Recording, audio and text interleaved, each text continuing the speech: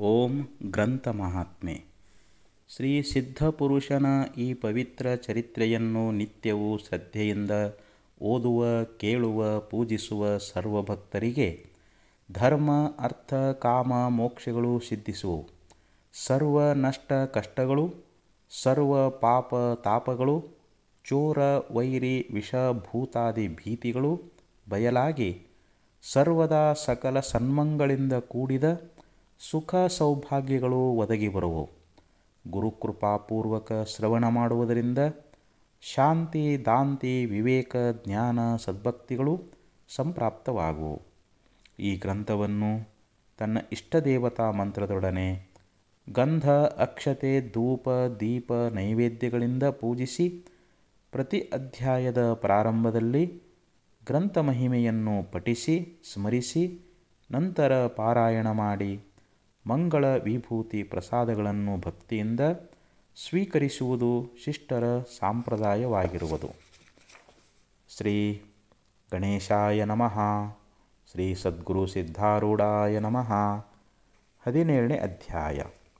ನಿರ್ವಿಶೇಷ ಪ್ರಕಾಶನೆ ಸದ್ಗುರುವೆ ಸಿದ್ಧಾರೂಢನೆ, ಊರ್ವಿಯೊಳು ಅಸಮಾನ ನಿರ್ವಿಜ್ಞಾನ ನಿತ್ಯ ನಿಗೂಢನೆ, ಜಂಗಮರು ಗುರು ನಿಂದೆ ಮಾಡಿದರಿಂದ ಲಿಂಗವ ಕಳೆದರು, ಲಿಂಗರೂಪನೆ ಆದ ಸಿದ್ಧಗೆ ಶರಣು ಬಂದೇ ಪಡೆದರು. ಕರುಣಾಸಾಗರನಾದ ಸದ್ಗುರುವೇ, ನಿನಗೋಸ್ಕರ ನಮಸ್ಕಾರವಿರಲಿ. ನಿನಗೆ ಯಾವಾತನು ಶರಣು ಬಂದಿಲ್ಲವೋ ಆತನು ವ್ಯರ್ಥವಾಗಿ ಕೆಟ್ಟು ಹೋಗುವನು ಎಂಬುದರಿಂದ ನೀನು ಅಜ್ಞ ಜನರನ್ನು ತಾರಣ ಮಾಡುವುದಕ್ಕಾಗಿ ಬಹು ಉಪಾಯಗಳನ್ನು ಮಾಡುವಿ. ಈ ದಿಸೆಯಿಂದ ಅನೇಕ ಉತ್ಸವಗಳ ಉತ್ಪತ್ತಿಯನ್ನು ಮಾಡಿ ಆ ಕಾಲದಲ್ಲಿ ಮನೋಹರವಾದ ವಸ್ತು ಸಂಪತ್ತುಗಳನ್ನಿಟ್ಟು ಅವನ್ನು ನೋಡಲಿಕ್ಕೆ ಅಜ್ಞಾನಿ ಜನರು ಬಂದಾಗ ಅವರನ್ನು ಉದ್ಧರಿಸುವಿ. ನಿನ್ನ ದರ್ಶನ ಸ್ಪರ್ಶನಗಳಿಂದ ಅನಂತ ಜನ್ಮಗಳ ಪಾಪವು ಕ್ಷಣದಲ್ಲಿ ಹೋಗುತ್ತದೆ.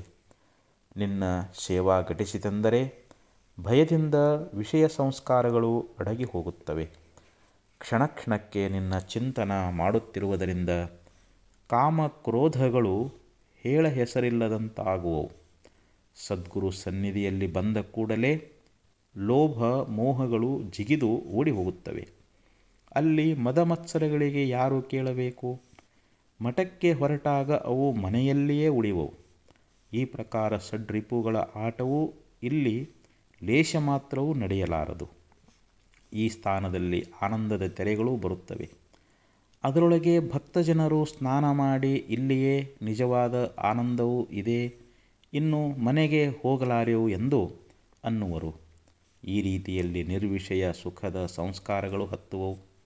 ಅದರಿಂದ ಸಂಸಾರವು ದುಃಖಮಯ ಅನಿಸುವುದು. ಇಂಥದ್ರೊಳಗಿಂದ ಹೇಗೆ ಪಾರಾಗಬೇಕೆಂಬುದೇ ದೊಡ್ಡ ಚಿಂತೆಯು. ಸರ್ವಾಂಗವು ವೈರಾಗ್ಯದಿಂದ ತುಂಬಿ ಮನಸ್ಸಿಗೆ ಸಂಸಾರದ ಉದ್ವೇಗ ಉಂಟಾಗಿ ಶೀಘ್ರವಾಗಿ ಸದ್ಗುರುಗಳಿಗೆ ಶರಣು ಹೋಗುವವರನ್ನು ಆ ಸದ್ಗುರು ಸ್ವೀಕರಿಸುತ್ತಾನೆ. ಸದ್ಗುರು ಸ್ವೀಕರಿಸಿದನೆಂದರೆ ತತ್ಕಾಲವೇ ಅವರ ದುಃಖವು ಹಾರಿ ಹೋಗುವುದು. ಆ ದುಃಖವು ಯಾವುದೆಂದರೆ ಎಲ್ಲ ಪ್ರಾಣಿಗಳಿರುವ ಜನ್ಮ ಮರಣ ರೂಪವೇ ಆಗಿರುತ್ತದೆ. ಇಂಥ ದಯಾಳುವಾದ ಸದ್ಗುರುನಾಥನೇ, ಎಲ್ಲ ಜನರನ್ನು ತಾರಿಸುವುದಕ್ಕಾಗಿಯೇ ನೀನು ಈ ಆಟವನ್ನು ಹೂಡಿರುವಿ. ಬಂದವರ ಗುಣದೋಷಗಳನ್ನು ನೋಡದೆ ನೀನು ತಾರಿಸುವುದರಲ್ಲಿಯೇ ನಿರತನಾಗಿರುತ್ತಿ. ಈಗ ಸುರಸವಾದ ಕಥೆಯನ್ನು ಕೇಳುವಂಥವರಾಗಿರಿ. ಒಮ್ಮೆ ಶಿವರಾತ್ರಿ ಉತ್ಸವ ಕಾಲದಲ್ಲಿ ಆ ವಿಶೇಷ ವೈಭವ ನೋಡುವುದರ ಸಲುವಾಗಿ ಸಿದ್ಧಾಶ್ರಮದಲ್ಲಿ ಬಹು ಜನರ ಸಂದಣಿ ಕೂಡಿತ್ತು. ಮಠದ ಎದುರಿನ ಕೆರೆಯ ಸಮೀಪ ದಿನ್ನೆಯ ಮೇಲೆ 4 ಮಂದಿ ಅಯ್ಯನವರು ವೃಕ್ಷಛಾಯೆಯೊಳಗೆ ಪರಸ್ಪರ ಮಾತಾಡುತ್ತಾ ಕುಳಿತಿದ್ದರು. ಪ್ರತಿಯೊಬ್ಬರ ವಕ್ಷಸ್ಥಳದ ಮೇಲೆ ಬೆಳ್ಳಿಯ ಲಿಂಗ ಸಂಪುಷ್ಟವು ಶೋಭಿಸುತ್ತಿದ್ದು ಹಣೆ ಮೇಲೆ ವಿಭೂತಿ ಧಾರಣ ಮಾಡಿದ್ದರು. ಮೊದಲನೆಯವನೆನ್ನುತ್ತಾನೆ, ನೋಡಿರಿ, ಈ ಆರೂಢನು ನಿಜವಾಗಿ ಮಹಾಮೂಢನಿದ್ದಾನೆ. ಇವನು ಎಷ್ಟೊಂದು ಡೌಲು ಮಾಡುತ್ತಾನೆ. ಈತನ ಬುದ್ಧಿ ಜಡವಾಗಿರುತ್ತದೆ. ಎರಡನೆಯವನು ನುಡಿಯುತ್ತಾನೆ, ಇವನು ಲಿಂಗವಿಲ್ಲದ ಭವಿಯಾಗಿದ್ದು ಈ ಮೂರ್ಖ ಜನರು ಇವನನ್ನು ಕಂಡ ಕೂಡಲೇ ಕಾಲಿಗೆ ಬೀಳುತ್ತಾರೆ. ಇವರಿಗೆ ವಿವೇಕವೆಂಬುದೇ ಇಲ್ಲೇ ಇಲ್ಲ. ನಾವು ಶ್ರೇಷ್ಠ ಗುರುಗಳು, ನಾವು ಜಂಗಮರು, ಪೂಜಾರ್ಹರೆಂದು ಶಾಸ್ತ್ರವು ಸ್ಪಷ್ಟವಾಗಿ ಹೇಳುತ್ತದೆ. ಹೀಗಿದ್ದು ಈ ಲಿಂಗಾಯತರು ಸಹ ಸಿದ್ಧನ ಕಾಲಿಗೆ ಬಿದ್ದು ಭ್ರಷ್ಟರಾಗಿ ಹೋಗುವುದನ್ನು ನೋಡಿ ನೋಡಿ ನನ್ನ ಜೀವಕ್ಕೆ ಬಹಳ ಕಷ್ಟವಾಗುತ್ತದೆ. ಮೂರನೆಯವನನ್ನುತ್ತಾನೆ, ಮೊನ್ನೆ 4 ಮಂದಿ ಮುಸಲ್ಮಾನರು ಇವನಿಗೆ ಚೆನ್ನಾಗಿ ಹೊಡೆದರು. ಇವನು ಏನೇನೂ ಮಾತನಾಡದೆ ಸುಮ್ಮನೆ ಕುಳಿತುಬಿಟ್ಟನು.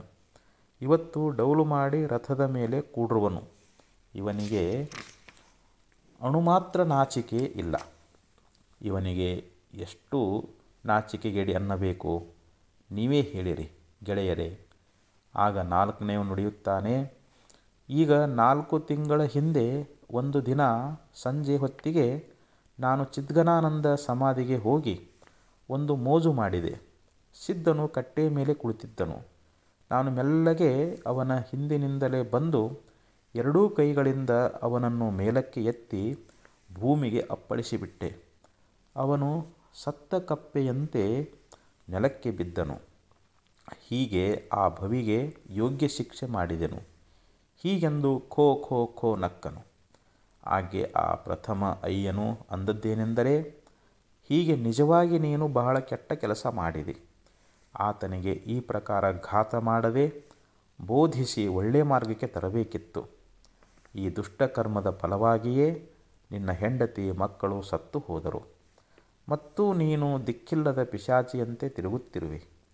ಜಗಕ್ಕೆಲ್ಲ ನಿಂದೆ ಆದಿ. ಅದಕ್ಕೆ 4ನೆಯವನು, ಸಾಯುವವರು ಸಹಜವಾಗಿ ಸಾಯುವರು. ಅದರೊಳಗೆ ಈ ಹುಚ್ಚನ ಮಹತ್ವವೇನು? ಅವನಿಗೆ ನಾನು ತಕ್ಕ ಶಿಕ್ಷಾ ಮಾಡಿದೆ. ಇದೇ ನನ್ನ ಮನಸ್ಸಿಗೆ ಸಮಾಧಾನವು ಅಂದನು. ಆಗ 2ನೆಯವನು ಅನ್ನುತ್ತಾನೆ, ನಡೀರಿ ನೋಡೋಣ. ಇವನ ತಲೆಗೆ ಕಿರೀಟ ಹಾಕಿ ಪೂಜಾ ಮಾಡ್ತಾರಂತೆ. ನಡೆಯಿರಿ. ಕೂಡಲೇ ಆ 4 ಮಂದಿ ಅಯ್ಯನವರು ಭೆಟ್ಟಿಯಾದರು. ಪಟ್ಟದಪ್ಪನವರು 1ನೇ ಅಯ್ಯನನ್ನು ನೋಡಿ, ಯಾಕೋ ರುದ್ರಯ್ಯ, ನಿನ್ನ ಲಿಂಗ ಎಲ್ಲಿದೆ ಅಂದರು. ಅದಕ್ಕಾತನು, ಅದೇ ಅಲ್ಲ ಇಲ್ಲೇ ಎಂದು ವಕ್ಷಸ್ಥಳಕ್ಕೆ ಮುಟ್ಟಿ ನೋಡಿದರೆ ಅಲ್ಲಿ ಚೌಕವಿದ್ದಿಲ್ಲ. ಇದು ನೋಡಿ ಆಶ್ಚರ್ಯಪಟ್ಟು ಮೈ ಮೇಲೆ ಎಲ್ಲಿ ಸವರಿ ನೋಡಿದರೂ ಕಾಣಿಸಲಿಲ್ಲ. ಅವರ ಸಂಗಡ ಇದ್ದ ಇತರ ಅಯ್ಯನವರು ಸಹ ತಮ್ಮ ತಮ್ಮ ವಕ್ಷಸ್ಥಳವನ್ನು ನೋಡುತ್ತಾರೆ. ಅವರ ಲಿಂಗದ ಚೌಕಗಳು ಇದ್ದಿಲ್ಲ. ಎಲ್ಲರಿಗೂ ಆಶ್ಚರ್ಯವಾಗಿ ತಾವು ಬಂದ ದಾರಿಯಲ್ಲೆಲ್ಲ ಹುಡುಕುತ್ತಾ ಹೋದರು. ಆದರೆ ಬೆಳ್ಳಿಯ ಸಂಪುಷ್ಟಗಳು ಎಲ್ಲಿಯೂ ಕಾಣಲಿಲ್ಲ. ಆಗ ಬಹು ಖಿನ್ನ ಮನಸ್ಸಿನಿಂದ ತಿರುಗಿ ಬಂದರು. ಹಾಗೆ ಪಟ್ಟದಪ್ಪನವರಂದರು, ನೀವು ಇಷ್ಟಲಿಂಗಗಳನ್ನು ಕಳೆದುಕೊಂಡಿರಿ. ಈಗ ನೀವು ಪ್ರಾಣವನ್ನೇ ತ್ಯಜಿಸಬೇಕಾಗುತ್ತದೆ. ಇದನ್ನು ಕೇಳಿ ಅವರು ಅತ್ಯಂತ ವಿಮನಸ್ಕರಾದರು. ರುದ್ರಯ್ಯನೆಂದನು, ಇದೇ ಈಗ ನಮ್ಮೆಲ್ಲರ ವೃಕ್ಷಸ್ಥಳದ ಮೇಲೆ ನಾನು ಲಿಂಗಗಳನ್ನು ನೋಡಿದ್ದೆನು. ಅಷ್ಟರೊಳಗೆ ಏನಾದವೆನ್ನಬೇಕು? ಅದಕ್ಕೆ ಪಟ್ಟದಪ್ಪನವರೆಂದರು, ನಿಮಗೆ ಹೀಗೆ ಯಾಕಾಯಿತು? ಶಿವನಿಂದೆಯಾಗಲಿ ಸಾಧುನಿಂದೆಯಾಗಲಿ ಘಟಿಸಿದ್ದಾದರೆ ಇಂಥ ದೂಷಿತ ಸ್ಥಿತಿ ಪ್ರಾಪ್ತವಾಗುವುದು. ಅದಕ್ಕೆ ರುದ್ರಯ್ಯನೆಂದನು, ನೀವು ಅನ್ನುವುದು ಸತ್ಯವಾಗಿದೆ. ನಮ್ಮಿಂದ ದುರ್ಧರವಾದ ಅಪರಾಧ ಘಟಿಸಿದ್ದು ನಿಜವು. ವ್ಯರ್ಥವಾಗಿ ಈಗ ಯಾಕೆ ಹೇಳಲಿ? ಆಗ ಪಟ್ಟದಪ್ಪನವರೆಂದರು, ನಡೆದ ಸಂಗತಿಯನ್ನು ಗುಪ್ತ ಮಾಡಿ ಉಪಯೋಗವಿಲ್ಲ. ಹೇಳು, ಅದಕ್ಕೇನಾದರೂ ಉಪಶಮನ ಮಾಡೋಣ. ಶಿವದೂಷಣ ಮಹತ್ಪಾಪವು. ಹಾಗೆ ರುದ್ರಯ್ಯನು 4 ಮಂದಿ ಕೂಡಿ ಮಾಡಿದ ಸಂಭಾಷಣವನ್ನು ಸವಿಸ್ತಾರವಾಗಿ ನಿವೇದಿಸಿದನು. ಇತರ ಅಯ್ಯನವರು ಚಿತ್ತದಲ್ಲಿ ಅನುತಾಪ ಹೊಂದಿ ಏನೂ ಮಾತನಾಡಲಾರದೆ ಸುಮ್ಮನೆ ತಲೆಬಾಗಿಸಿ ನಿಂತರು. ಆಗ ಪಟ್ಟದಪ್ಪನವರು, ನೀವು ಮಹಾತ್ಮರಾದ ಸಿದ್ಧಾರೂಢ ಸ್ವಾಮಿಯವರ ನಿಂದ ಆಡಿದಿರಿ. ಆತನ ಕ್ಷೋಭದಿಂದ ಈ ಸ್ಥಿತಿ ಬಂದೊದಗಿತು. ಒಳ್ಳೆಯದು. ಈಗ ಅವರಿಗೆ ಶರಣು ಹೋಗಿ ದಯಾಳು ಆದ ಆ ಸದ್ಗುರುವಿಗೆ ಕ್ಷಮಾ ಬೇಡಿದ್ದಾದರೆ ನಿಮಗೆ ಕಲ್ಯಾಣವಾಗುವುದು. ಇಲ್ಲದಿದ್ದರೆ ನೀವು ಮಹಾವಿಪತ್ತಿಗೆ ಗುರಿಯಾಗುವಿರಿ. ಇದು ನಿಶ್ಚಯವೆಂದು ತಿಳಿಯಿರಿ ಅಂದರು. ಈ ವಚನವನ್ನು ಕೇಳಿ 3 ಮಂದಿ ಅಯ್ಯನವರು ಪಟ್ಟದಪ್ಪನವರ ಹಿಂದೆ ಸ್ವಾಮಿಯವರ ಕಡೆಗೆ ಹೋಗಲಿಕ್ಕೆ ಹೊರಟರು. ಸಿದ್ಧರಿಗೆ ಘಾತ ಮಾಡಿದ ಆ 4ನೆಯವನು ಹಿಂದುಳಿದನು. ಮಠದ ಹೊರಗೆ ಭವ್ಯವಾದ ಹಂದರವು ನಿಂದಿರಿಸಿತ್ತು. ಅದರೊಳಗೆ ದಿವ್ಯವಾದ ಮಂಟಪವು ಶೋಭಿಸುತ್ತಿತ್ತು. ಅದನ್ನು ನೋಡಿದ ಆ 3 ಮಂದಿ ಅಯ್ಯನವರು ಅತ್ಯಾಶ್ಚರ್ಯಭರಿತರಾದರು.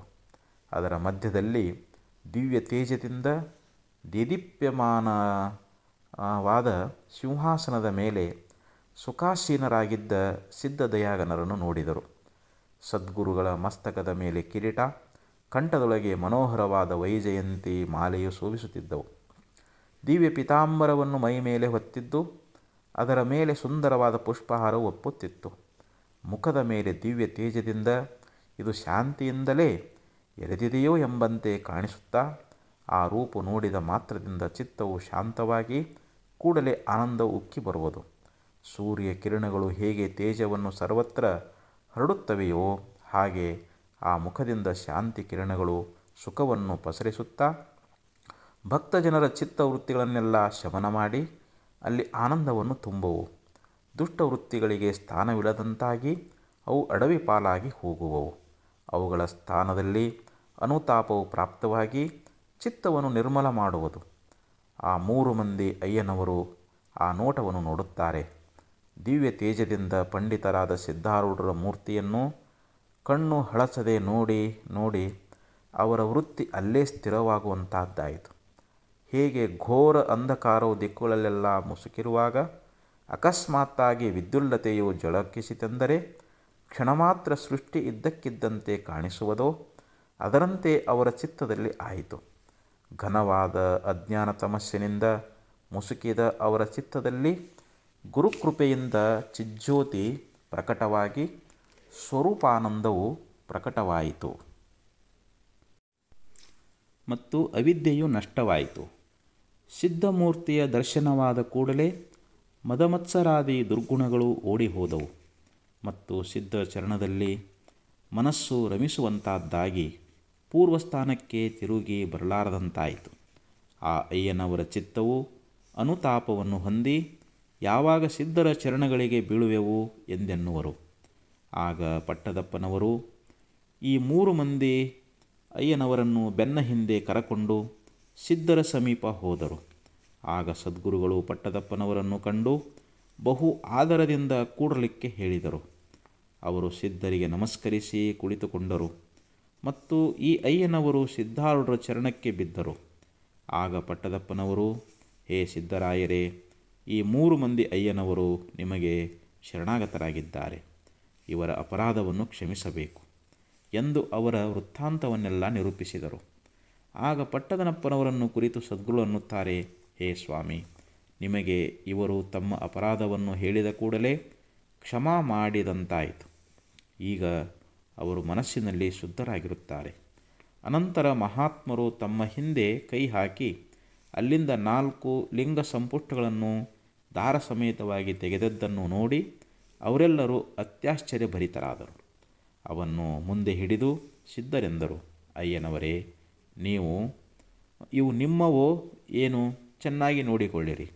ಒಬ್ಬ ಹುಡುಗನಿಗೆ ಇವು ದಾರಿಯಲ್ಲಿ ಸಿಕ್ಕಿದ್ದವು, ಅವನು ಇಲ್ಲಿ ತಂದುಕೊಟ್ಟನು ಎನ್ನುವ ಆ ವಚನವನ್ನು ಕೇಳಿ ಆ 3 ಮಂದಿ ಅಯ್ಯನವರು ತಮ್ಮ ಸಂಪುಷ್ಟಗಳನ್ನು ಆರಿಸಿ ತೆಗೆದುಕೊಂಡು ಬಹಳ ಆನಂದಭರಿತರಾಗಿ ಸಿದ್ಧಾರೂಢರಿಗೆ ನಮಸ್ಕರಿಸಿ ತಮ್ಮ ಕೊರಳೊಳಗೆ ಹಾಕಿಕೊಂಡರು. 4ನೇದೊಂದು ಸಂಪುಟ ಉಳಿಯಿತು.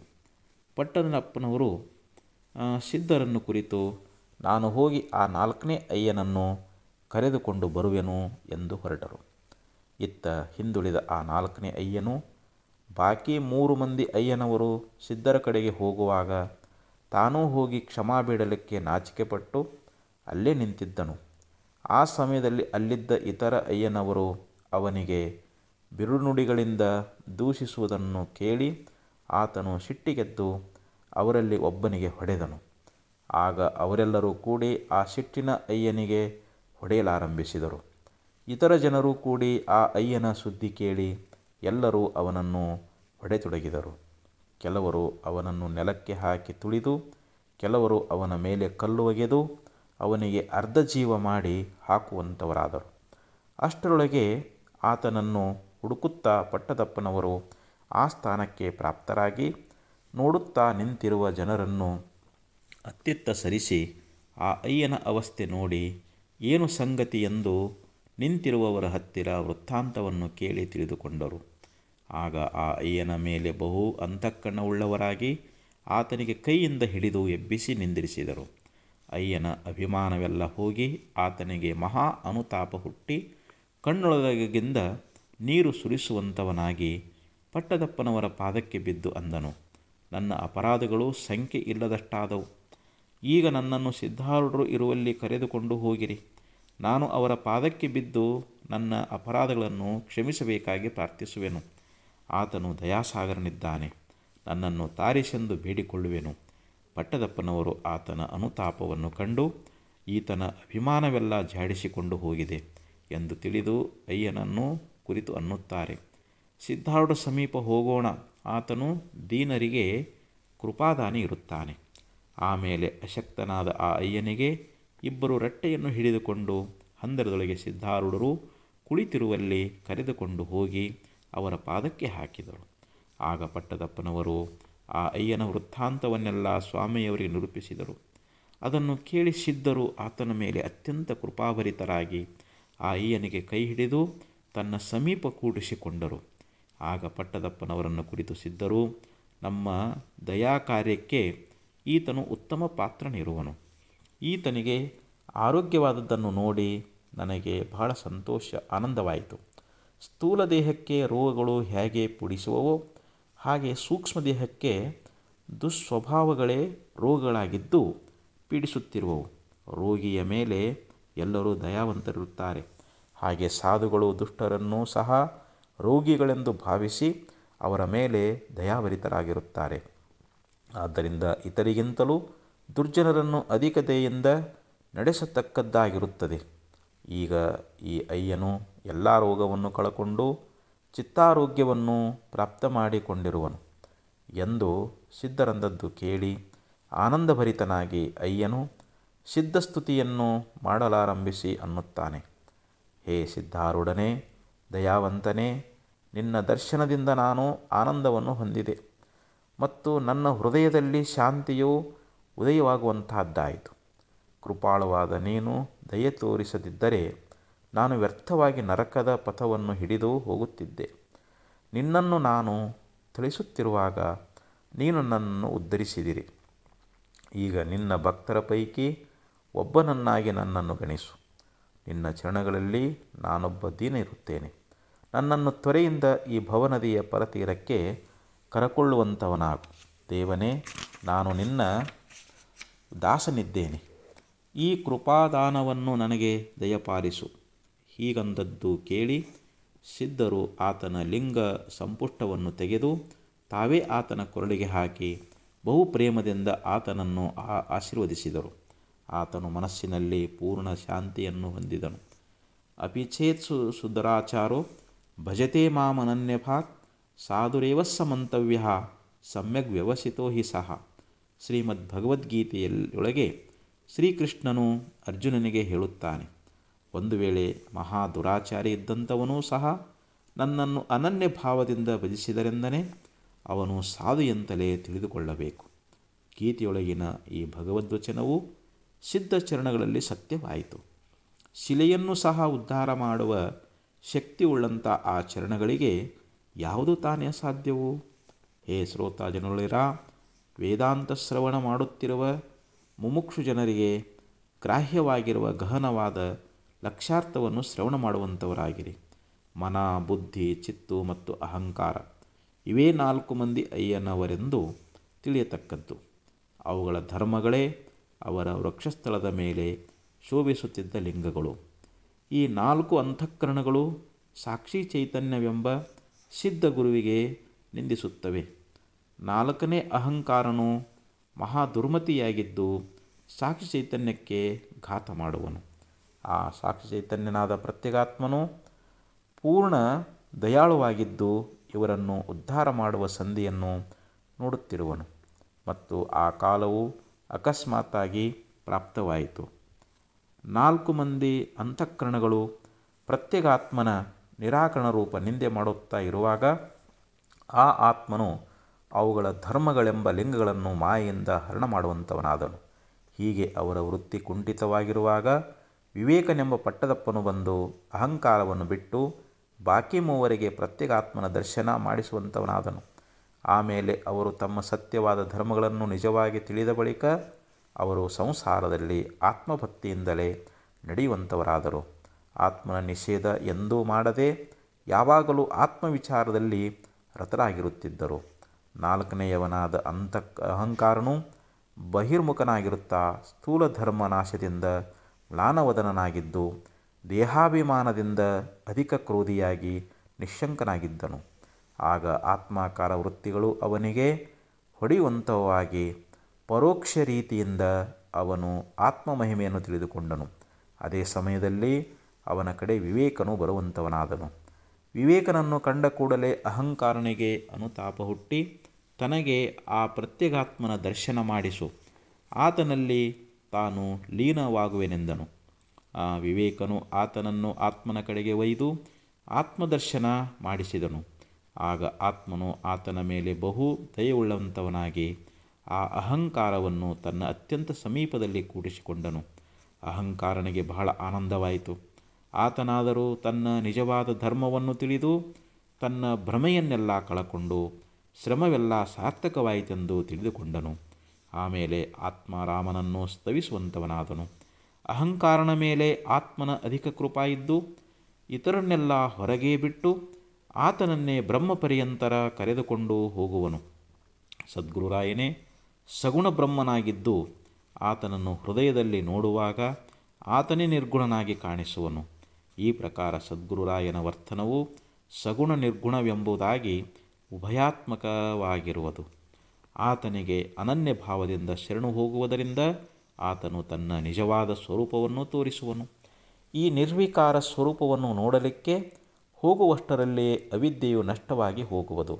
ಅವಿದ್ಯಾನಾಶದಿಂದ ಸಂಸಾರ ಭಯವು ತನ್ನಷ್ಟಕ್ಕೆ ನಾಶವೊಂದಿ ಕ್ರಮೇಣ ಎಲ್ಲ ವೃತ್ತಿಗಳು ಲಯವಾಗಿ ಆ ನಿರಾಮಯವಾದ ಬ್ರಹ್ಮವು ಸ್ಥಿರವಾಗುವುದು. ಹೇ ಕೃಪಾಳುವಾದ ಸದ್ಗುರುರಾಯನೇ, ನಿನ್ನ ಮಾಯನ್ನು ನೀನೇ ಆವರಿಸಿಕೊಳ್ಳುವಂಥವನಾಗು. ನಿನ್ನ ಚರಣಗಳಿಗೆ ಶರಣು ಬಂದವರನ್ನು ಉದ್ಧಾರ ಮಾಡಲಿಕ್ಕೆ ನಿನಗೆ ಒಂದು ಕ್ಷಣ ಸಹ ಹತ್ತುವುದಿಲ್ಲ. ನಿನಗೆ ಶರಣು ಬಂದಂಥ ನನ್ನನ್ನು ನೀನು ಕೃಪಾಕಟಾಕ್ಷದಿಂದ ಈಕ್ಷಿದೆಂದರೆ ನಾನು ಬೇಗನೆ ಈ ಸಂಸಾರ ಸಾಗರದಿಂದ ತಾರಣ ಹೊಂದುವೆನೆಂದು ನಿಶ್ಚಯವಾಗಿ ತಿಳಿಯುತ್ತೇನೆ. ಆದ್ದರಿಂದ ಹೇ ಸದ್ಗುರುರಾಯನೇ, ಇದಕ್ಕಾಗಿ ಯಾತಕ್ಕೆ ವಿಳಂಬ ಮಾಡುತ್ತಿರುವೆ? ನಾನು ನಿನ್ನ ಚರಣಕ್ಕೆ ಶರಣು ಬಂದಿರುವೆನು. ಹೇ ದಯಾಳುವೆ, ದೀನನಾದಂಥ ನನ್ನನ್ನು ರಕ್ಷಿಸು. ಯಾವುದೊಂದು ವಿದ್ಯಾಕಳೆ ಇಲ್ಲದಿರುವಂಥ ನನ್ನನ್ನು ಈ ಗ್ರಂಥ ರಚನೆಗೋಸ್ಕರ ಯೋಜಿಸಿರುತ್ತಿ. ಲೋಕ ಸಂಗ್ರಹಾರ್ಥ ಈ ಯುಕ್ತಿ ಮಾಡಿ ಸತ್ಯವಾಗಿ ನೀನೇ ಈ ಗ್ರಂಥವನ್ನು ಬರೆಯುತ್ತಿರುವಿ. ಹೇ ಶ್ರೋತಾ ಜನರುಗಳಿರ, ಮುಂದಿನ ಅಧ್ಯಾಯದೊಳಗಿನ ಅದ್ಭುತ ಕಥನವನ್ನು ಈಗ ಕೇಳುವಂಥವರಾಗಿರಿ. ಅದನ್ನು ಕೇಳಿದ ಮಾತ್ರದಿಂದ ಹೃದಯ ಗ್ರಂಥಿಗಳೆಲ್ಲ ನಾಶವಾಗಿ ಆನಂದ ಸ್ಥಾನವನ್ನು ನೀವು ಹೊಂದುವಿರಿ ಎಂಬಲ್ಲಿಗೆ ಸಿದ್ಧಾಳು ಕಥಾಮೃತದೋಳು ಶ್ರವಣ ಮಾತ್ರದಿಂದ ಸರ್ವ ಪಾಪಗಳು ಬಸ್ ಮಾಡುವಂಥ ಅತಿ ಸುರಸವಾದ ಈ 17ನೇ ಅಧ್ಯಾಯವನ್ನು ಶಿವದಾಸನು ಶ್ರೀ ಸದ್ಗುರು ಸಿದ್ಧಾರೂಢ ಚರಣಾರವಿಂದಗಳಲ್ಲಿ ಅರ್ಪಿಸುತ್ತಿರುವನು.